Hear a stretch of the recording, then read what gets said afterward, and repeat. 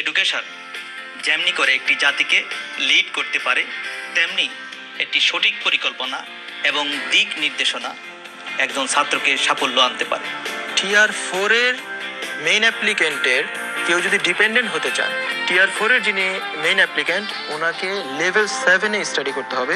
What about your field? The previous time, that means I'm talking about before 2009 and after 2009.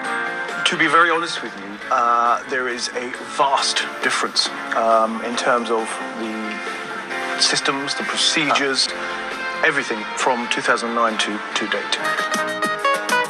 Education consultancy with Kazi দেখবেন পাক্ষিকভাবে মঙ্গলবার রাত 8টায় শুধুমাত্র এনটিভিতে।